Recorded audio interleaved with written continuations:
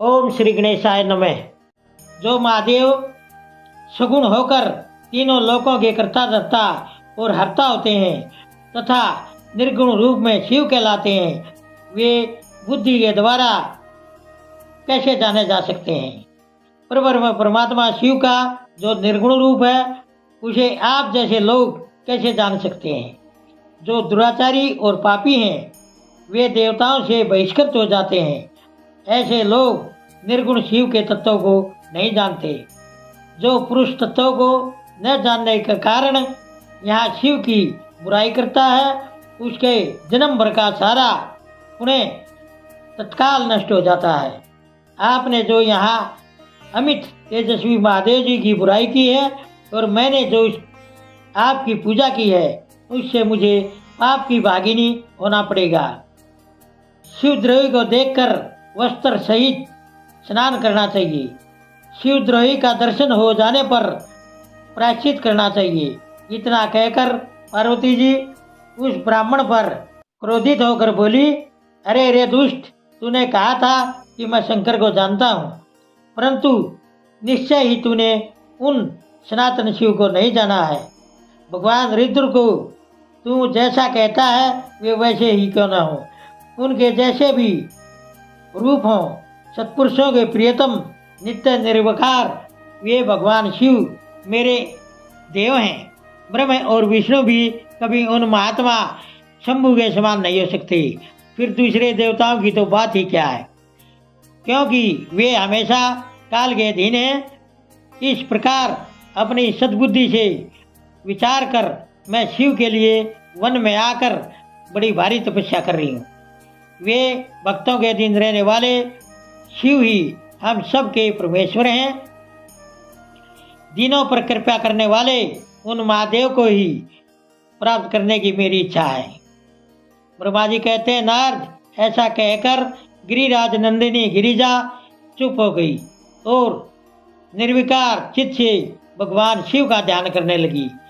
देवी की बात सुनकर वह ब्रह्मचारी ब्राह्मण जैसे ही कुछ फिर कहने के लिए तैयार हुआ, त्यों ही शिव में आसक्त चित्त होने के कारण उनकी बुराई सुनने से विमुख हुई पार्वती अपनी सखी विजया से बोली।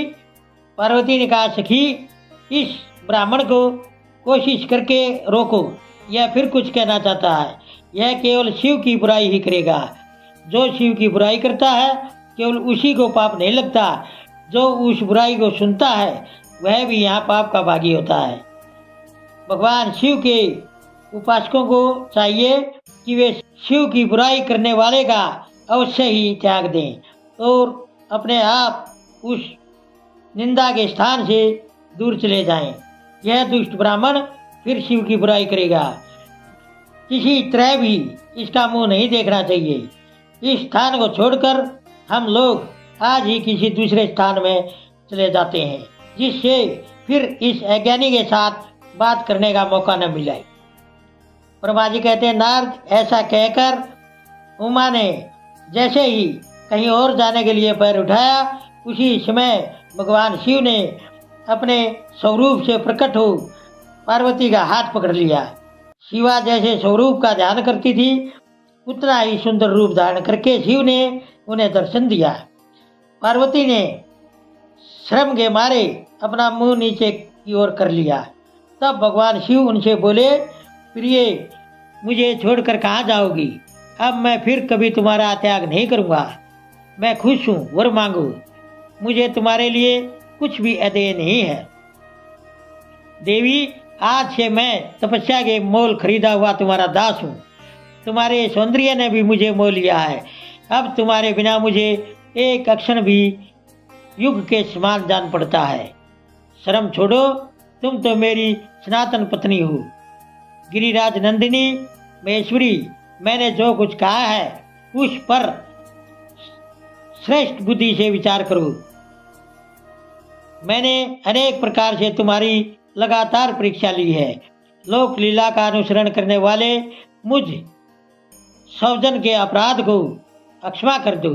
शिवे, तीनों लोकों में तुम्हारे जैसी अनुरागिणी मुझे दूसरी कोई नहीं दिखाई देती।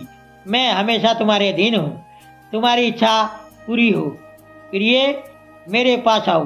तुम मेरी पत्नी हो और मैं तुम्हारा पति हूँ। तुम्हारे साथ मैं जल्दी ही अपने निवास स्थान कैलाश को चलूंगा। ब्रह्मा जी कहते हैं, देवादिदेव महादेव जी के ऐसा कहने पर पार्वती देवी आनंद मगन हो उठी। उनका तपस्या जनित पहले का सारा कष्ट मिट गया। ओम नमः शिवाय। दोस्तों, सभी तरह की धार्मिक वीडियो देखने के लिए बने रहिए हमारे YouTube चैनल धार्मिक वाणी पर। धन्यवाद।